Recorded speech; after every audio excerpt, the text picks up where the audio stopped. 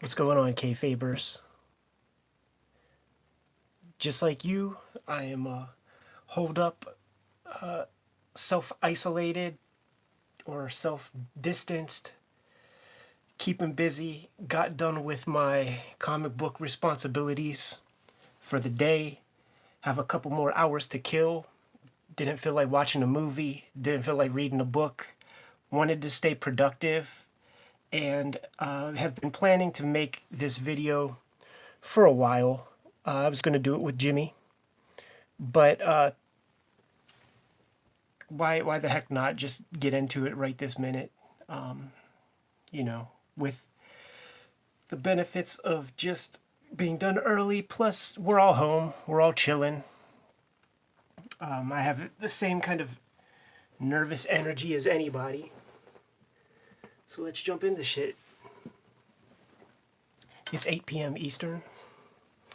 So what I'm going to show off is just a bunch of arcane, old, obsolete tools that nobody needs, wants, or uses anymore. But I do, and I found great applications for all of this old stuff. And starting off strong, here's a page. This is a Joe Vigil page from Dog Number 3. Showed it off before. Jimmy and I did a video where we were showing off some of the Outlaw original artwork that we have. And as you can see, this piece is Duotone. You could tell right there. And put out by this company, Graphics, or sometimes Craft Tint, was like the original supplier. What it is just a big sheet of paper. It's probably a little hard to tell on the cam, but there are two sets of lines going in kind of like a cyclone fence kind of design pattern. Parallel set of lines going in one diagonal, another parallel set going the other. You could see one very easy when you look at it with the naked eye. So this is the paper that you use, and these lines that you see, or maybe don't see, take my word for it, can then be developed and turned into a kind of a black. It's more sepia looking, but when it's you know, offset printed, shows up as black. So I have one sheet of that left. I want to give shouts to Greg Benton, cartoonist, man, really good cartoonist, who sent me a couple sheets of this stuff. And I'm using it on Red Room, the comic that I'm currently making at this moment. And but here's the trick. Here's how I've decided to do it. Is what I've been doing is just I developed several sheets. So it looks like Greg sent me 4 sheets that would have been, you know, like this.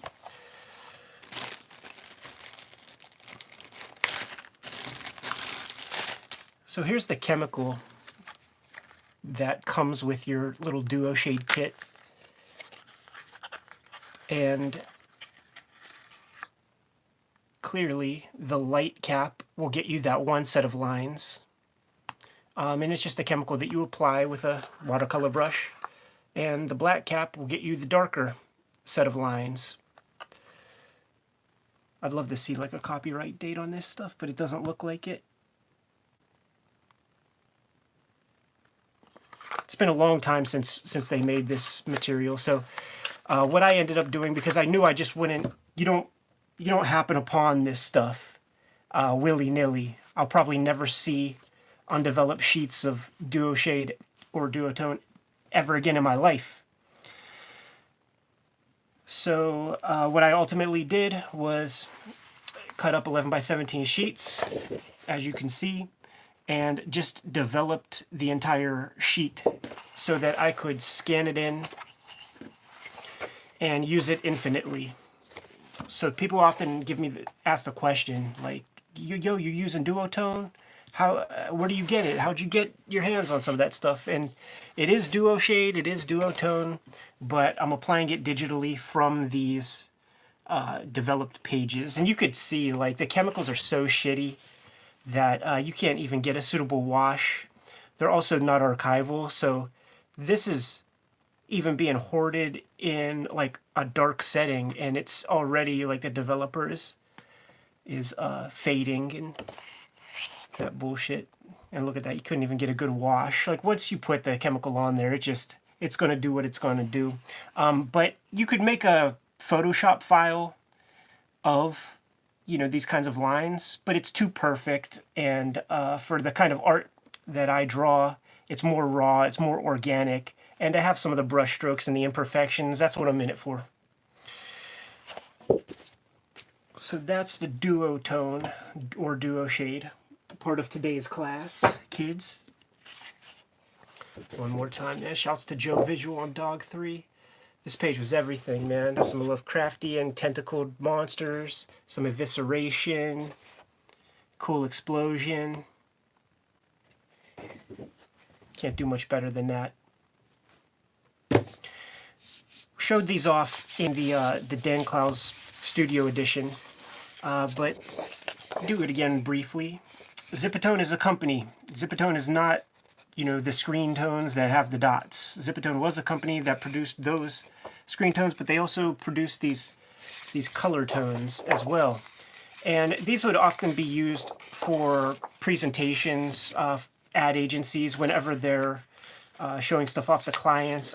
Rarely would these be used in print, but in the early days, if you wanted a kind of a perfect wash of color, you could apply this and have your black ink line on an acetate overlay, have the color underneath, and shoot it like a photograph, print it up that way.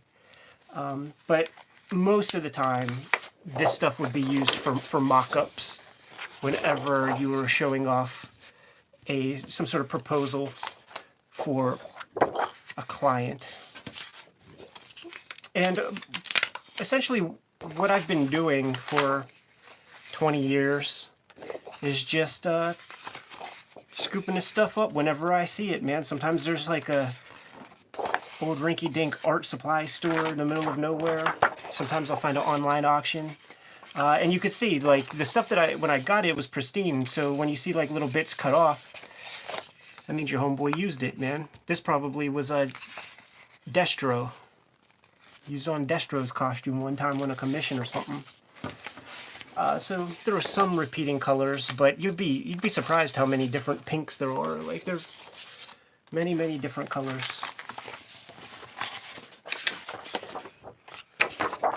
Check that out, man. That's a good green.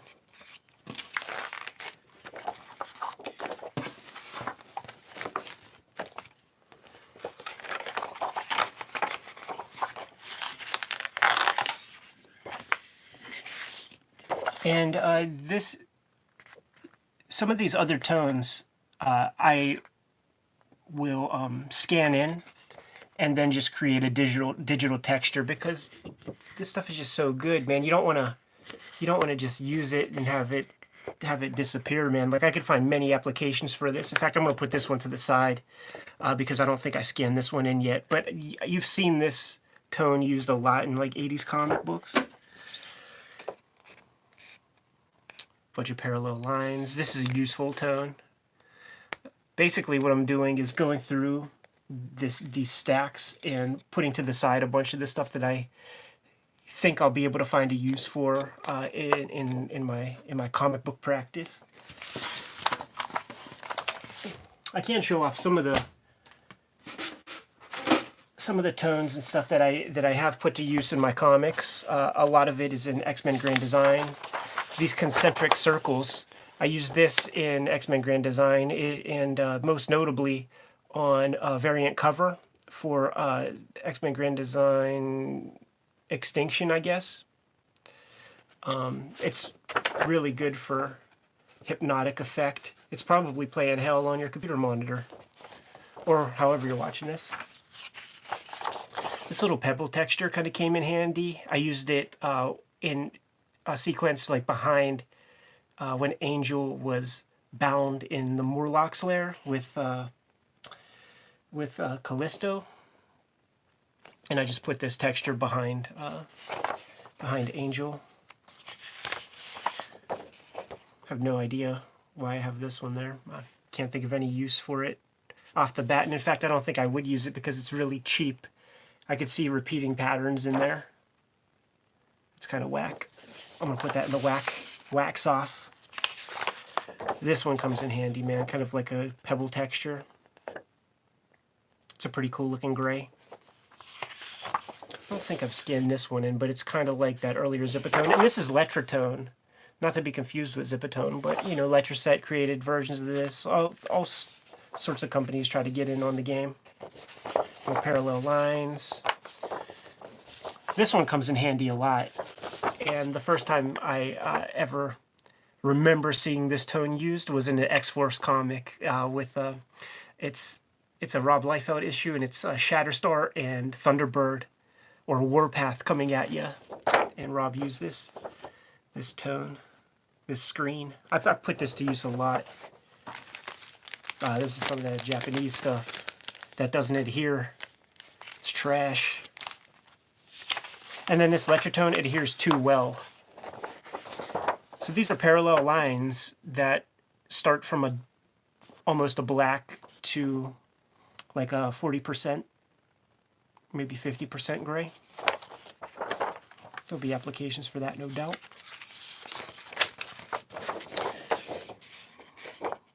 I think this was the actual, yeah, this was the actual Zipatone shading film, and I used this one for a piece of art I drew for Bismarcky.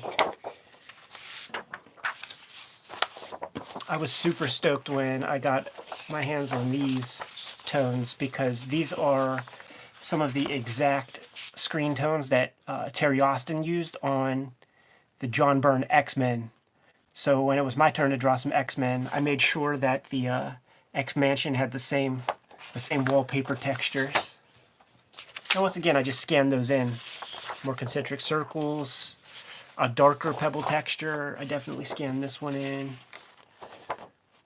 I used this on Hip Hop Family Tree 1 cover for the issue.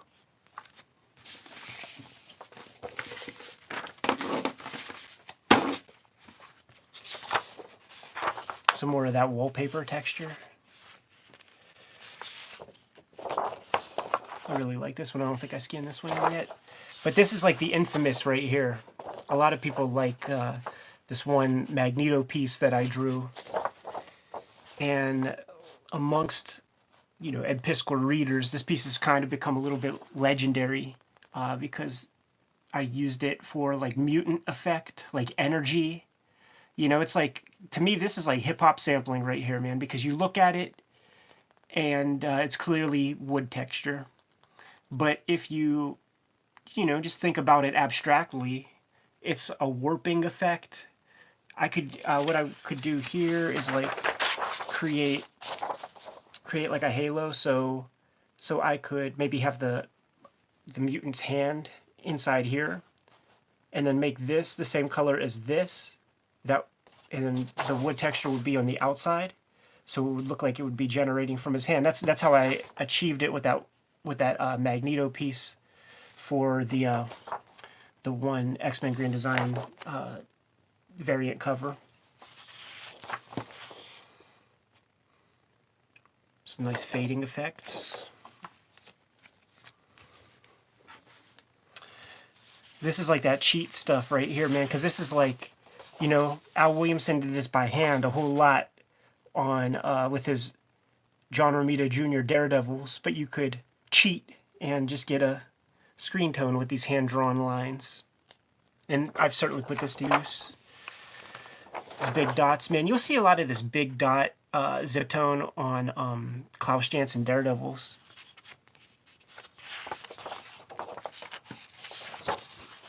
I found crazy uses for this. To me, it's like scrambling. It's like chaff You know, like when somebody's like confused, or you, in terms of the X-Men comic, when you could have like some sort of like mental confusion. But I also use this for textures on shirts and different kinds of apparel.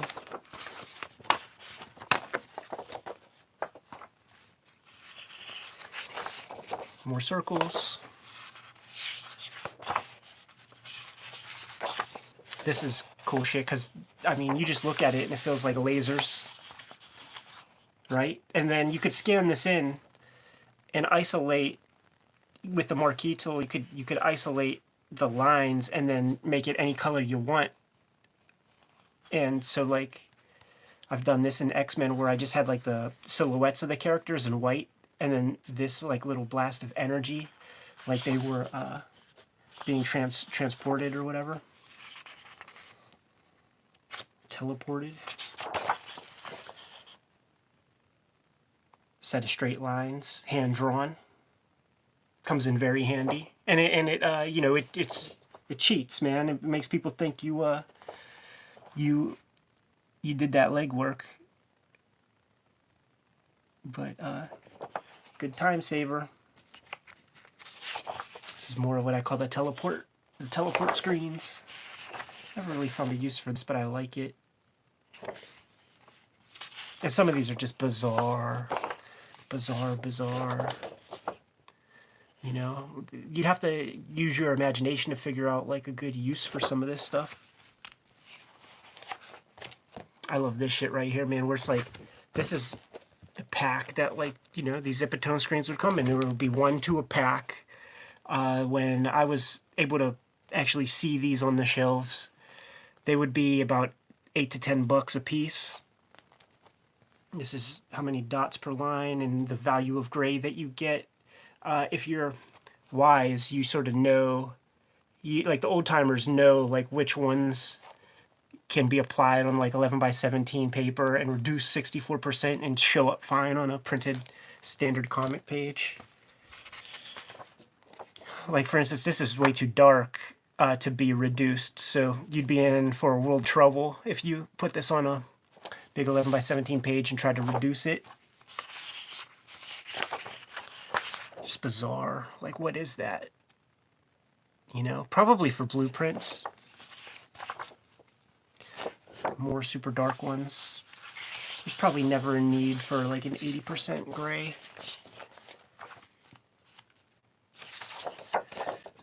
Miscellaneous map symbols. What the fuck?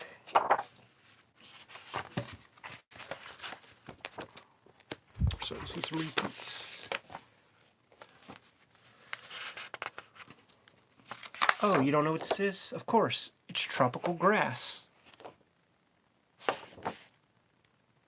So weird.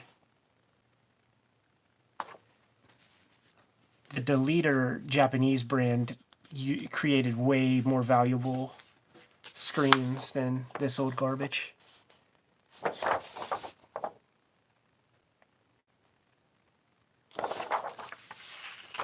Right? Like, what is that, like Etzel brick?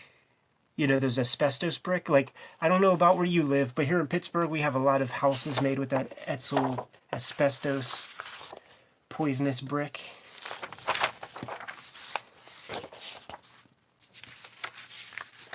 Speaking of bricks, check that out, man. You've seen that applied in old 80s comics for sure.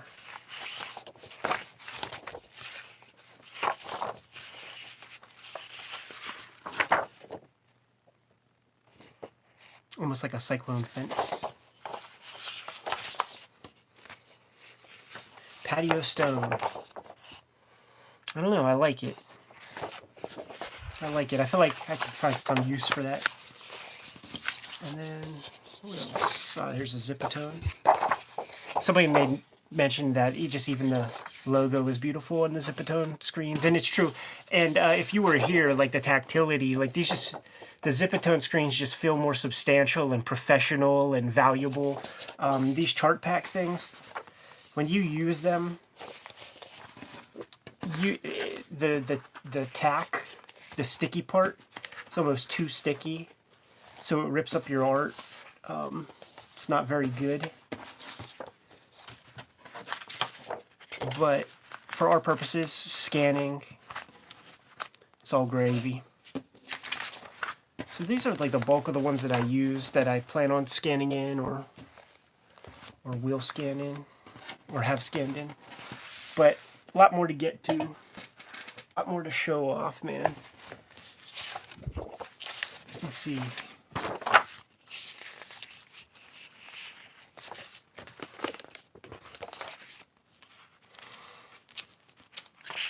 And I guess I am taking for granted that you know how to use this and what the heck it's for. But, you know, in the days of black and white line art reproduction, this was a way to achieve a gray tone. And what you would do is you would have, you know, let's just say this piece right here. And I want to make that, you know, a color. What you would do, you would probably start off in a corner like this. Just cut out a big square of it. Peel it off. This is a sticker. This is a sticker, essentially. Peel it off. Put that square on top. Make sure that the entire shape you want is completely filled. First, you would have to make sure that you erase all of those lines. And you could almost never put white out underneath the tone because it will show up when it was printed in the old days. So you got to clean all the art. Hopefully, you know, have as little white out on there as possible. And then you put the sticker down, and then you just cut the excess and then put it back on the thing like so. I never use this, like I got it like this. And you would never bunch them up like that. You would try to find a space for all of it so that you could, you know, you could reuse those little bits. This thing cost $8 a piece or something. You want to get maximum use out of it.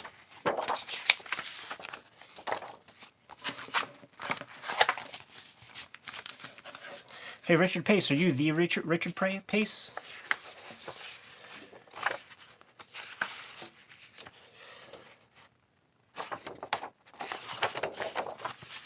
Let's see what other weird stuff we have here. Coarse sand, but of course. I like this one because it's almost like opting for a moire pattern. Sometimes what would happen? Oh, in fact, that is what it's called. Sometimes with the regular dot patterns, when you reduce them, you would get this kind of pattern without trying, and it was kind of a bummer. I could see this being valuable, and I think I did apply this, man, have like a grid background on like a computer screen or something. That's pretty cool. In fact, I'm going to put that in the valuable section.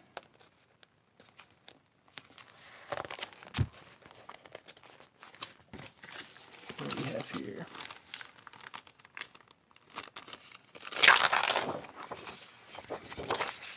Now this is like a really, really good gray. That would probably, this could be like Cerebus gray, you know, 65 lines. The 60s are good. The 60s reduce well, and that's the same with the Deleter brand. So 60 to 65, you're gonna be all good, man. It's gonna print well.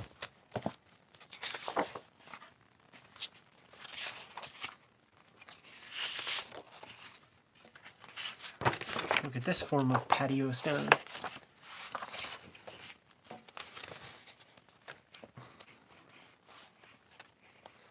And this is probably, you know, I got this from an eBay auction back in the day.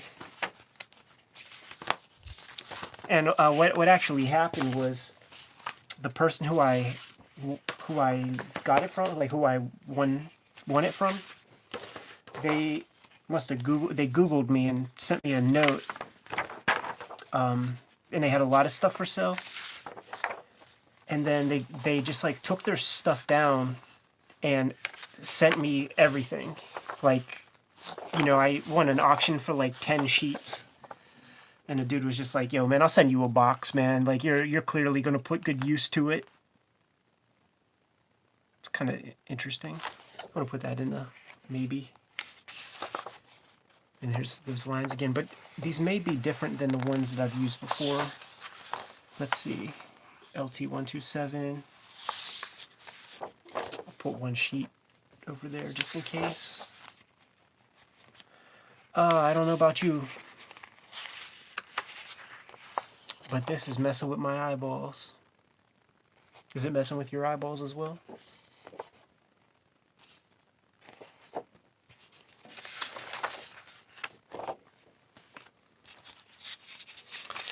I would never use that True Grit, any of that bullshit, because like I don't want my art to look like your art, and there's a lot of sameness that can come from using proprietary art tools like that, which is why I grab this kind of thing, which is why I scan in and kind of make my own color textures, you know, for hip hop and for X-Men, because I don't want my stuff to look like your stuff. So I could never use that kind of thing, man. It's almost like being a DJ and getting somebody else to scratch records for you.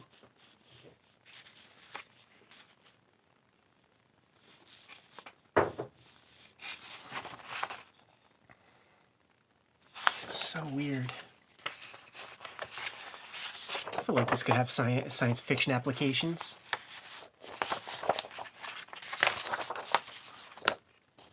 This is like that that texture on those like multicolored lawn chairs from the 80s.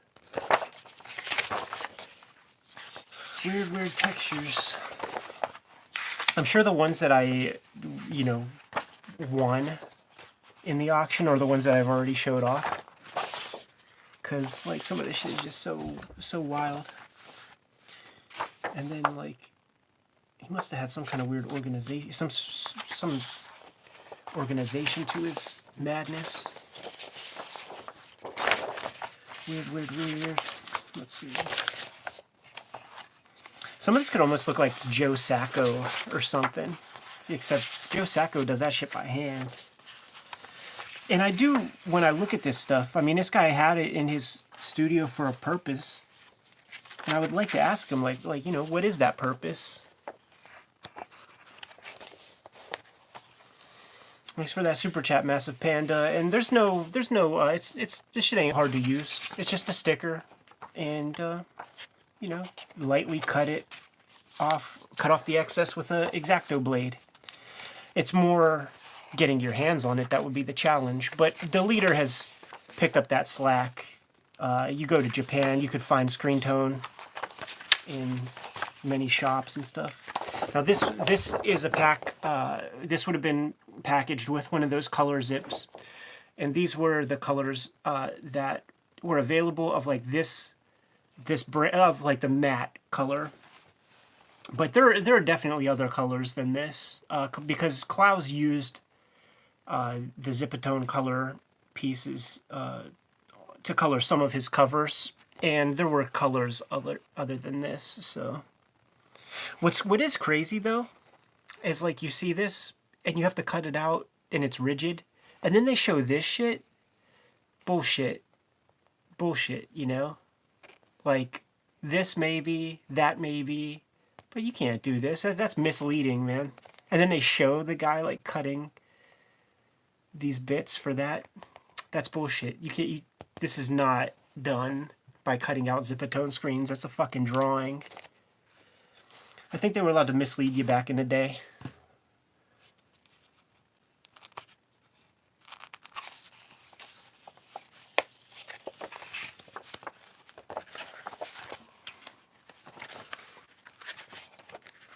More weird teleportation lines. This is some Quantum Leap. If you ever make if IDW ever gets the license, man, and they can hoodwink a jobber into drawing that thing, I'll let you use these tones.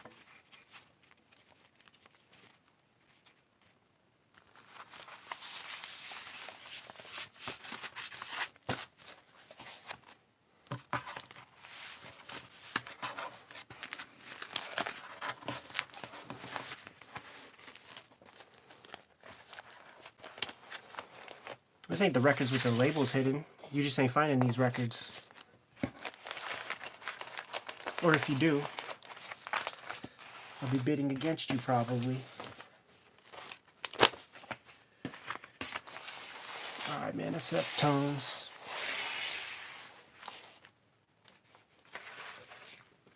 And then this is some fun shit here. Some Letraset press-on type, man.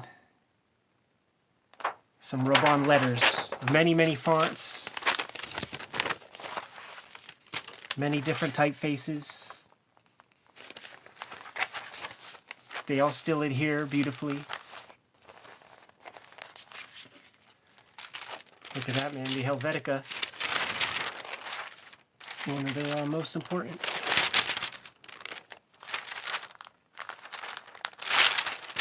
And then same goes for these typefaces. Like, certain ones are useful, no doubt, but there's a lot of garbage in there too.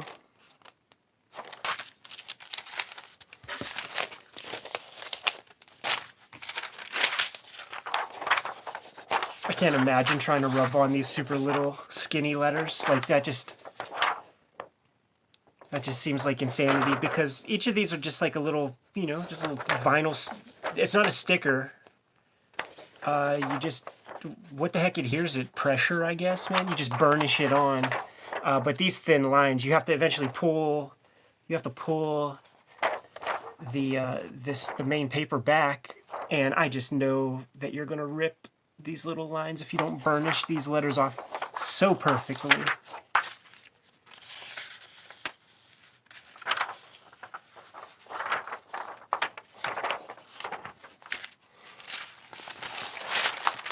Old hip hop flyers and punk rock flyers would often be lettered with this stuff. I'm talking like the 80s.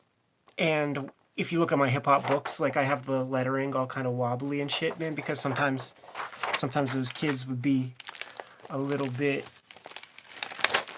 in a rush when they were putting their lettering on, man. So I wanted to try to approximate that digitally.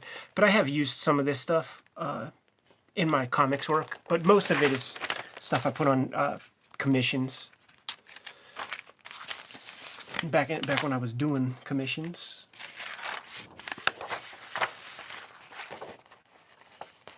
The actual Letraset joints.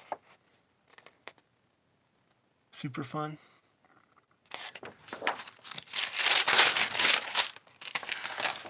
More weird screen tones. Look at this format. Like, we know Letraset, we know Chart Pack, we know Zipatone, but like format, you know, who knew that there were these companies that are like lost to the ages. I don't even know what this is.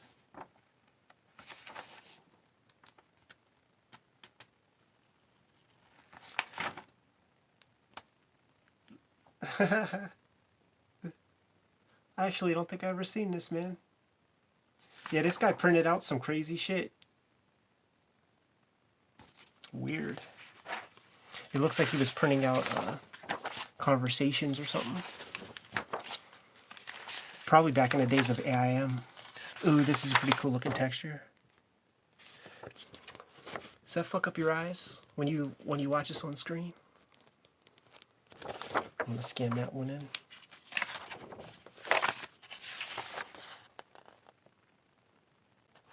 This is pretty cool. I might scan that in too. Ooh, this is super cool.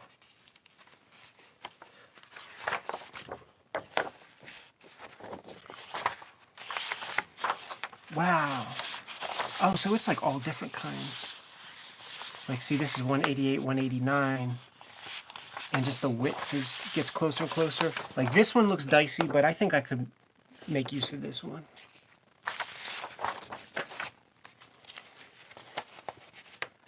Damn, it's like this guy just got like a couple of every one. For the concentric circles.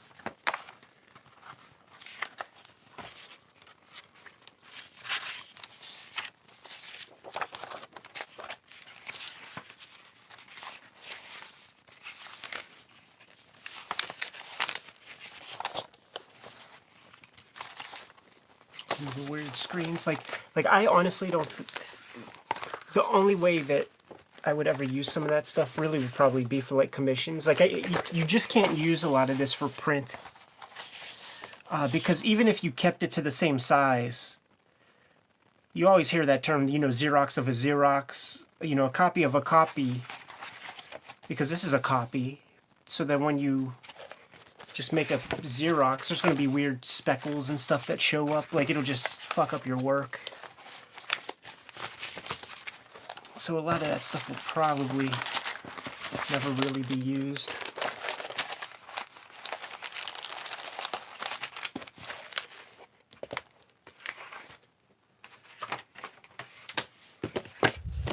And this guy, like, this guy was thorough, man. Like, he would keep his stuff pretty well.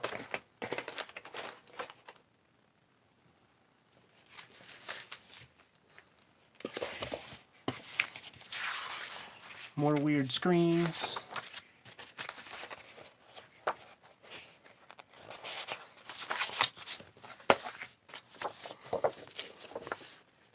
These things are just like lost to the ages.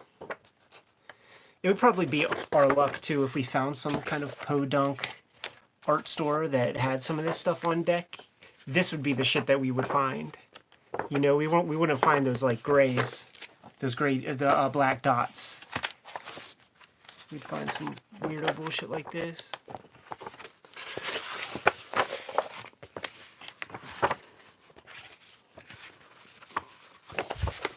This one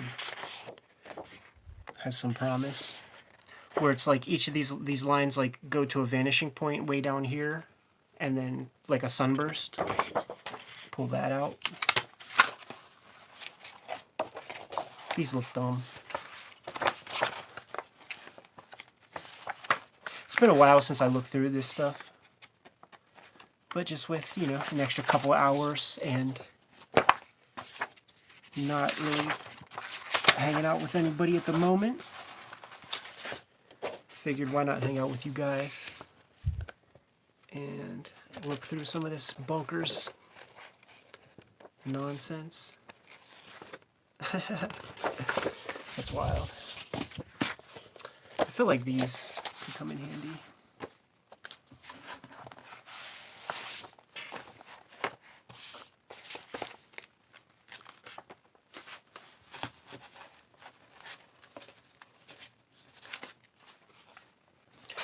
Susie Floozy, what does your Zipatone stash look like? How much do you have left? Have you digitized the stuff you like most? More lettering, some white lettering. Just numbers.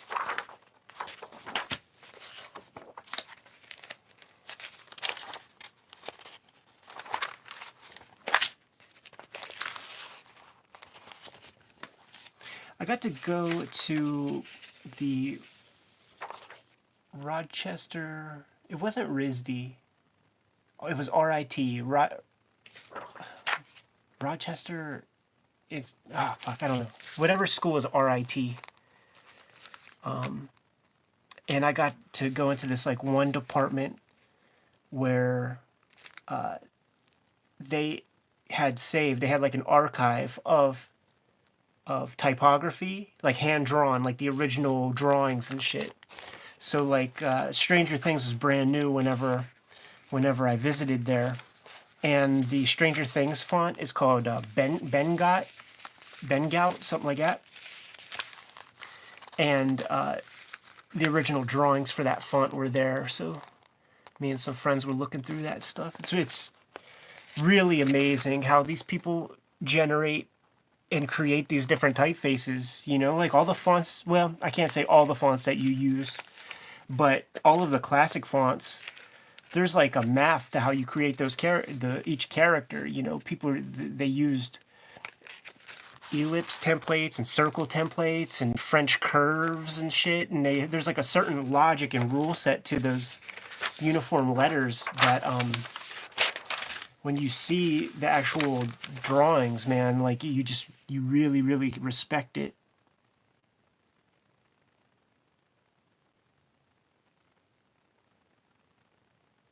No, it's Rochester.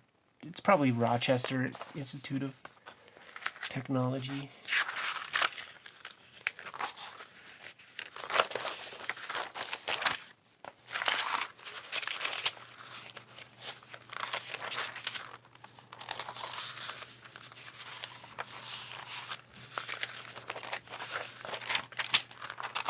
Look at these weirdo fonts. These are like those computer fonts that you have that will never have a use.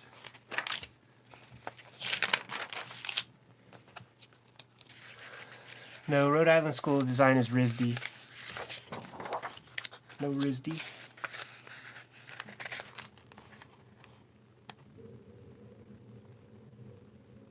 Compact mold. That's like impact.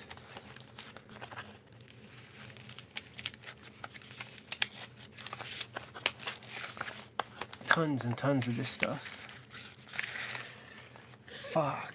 Imagine trying to burnish off these R's. Impossible. And it has like the little point size and everything.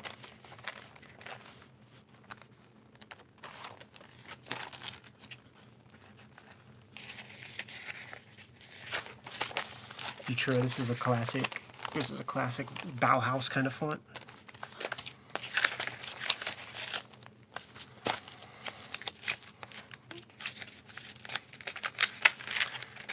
And these would be used, you know, in those days where if you really wanted some typography, you had this method, or you would have to like have film made and go to a photo bureau and do all this other nonsense, man, before desktop publishing. There's a whole like lost art to graphic design that I promise anybody who was familiar with those old methods are happy that the computer is in effect now.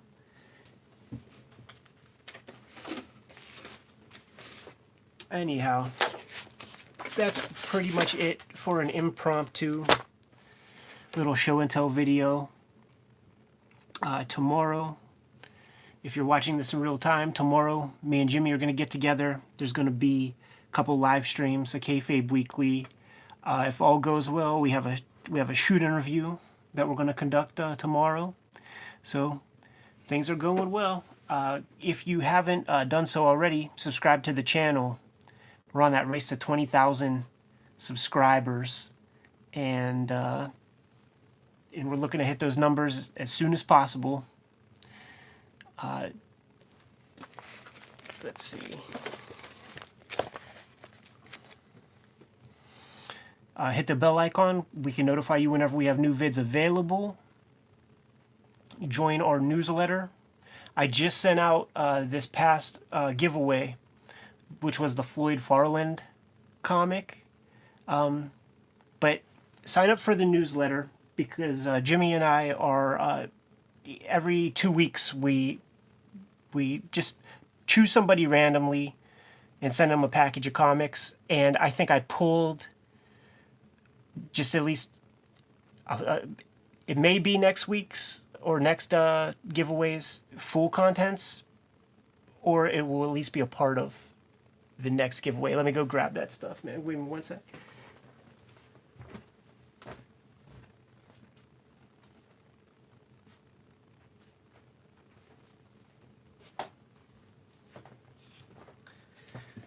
All right, I was doing some comic digging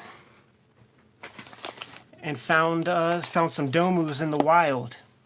So sign up for the Cartoonist Kayfabe newsletter.